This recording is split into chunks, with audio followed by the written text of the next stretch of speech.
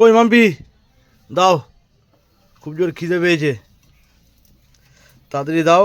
বসে পড়েছি খেতে। বন্ধুরা এই দেখুন, প্রতিদিনের মতো আজকেও বসে পড়েছি খেতে।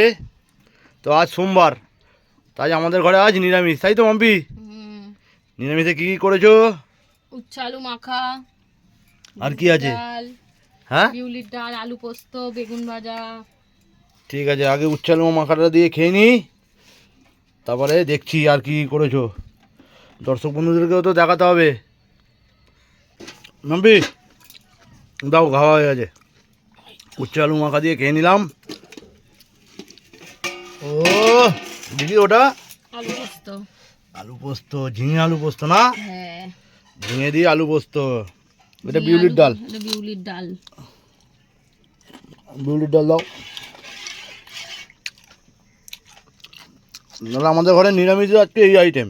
আজকে আমাদের দুবেলার ডাল, কিন্তু সবাই ভাববে যে এত ডাল করেছি কেন। আচ্ছা আচ্ছা আচ্ছা, হ্যাঁ আর আমাদের ঘরে ডালটা সবাই বেশিই খায়, একটু ঝোলা ঝোলা করে। ব্যাস, ডাল সাইডে একটু আলু পোস্ত দিয়ে দাও, সাইডে একটু আলু পোস্ত দাও। দেবো বেগুন ভাজা। বেগুন ভাজা একটা দাও, একটা একটা দাও। হ্যাঁ ব্যাস, নিরামিষে আর কি চাই? আলু পোস্ত, ডাল আর বেগুন ভাজা, দারুণ খাওয়া দাওয়া, দারুণ দারুণ। মাম্পি পোস্ত দাও না, এই পোস্তর ওই আলু আলু আলু আলুটা একটু কম হয়ে গেছে। আলু দেখে দাও, আলু 2-3 পিস দাও আলু, ব্যাস ব্যাস ব্যাস ব্যাস ব্যাস ব্যাস ব্যাস। গ্রেভি দেবো? না না না, পোস্তটা সত্যি অসাধারণ হয়েছে। একটু আলু দিয়েই খাই, ঝিঙেটা আমার অত ভালো লাগে না।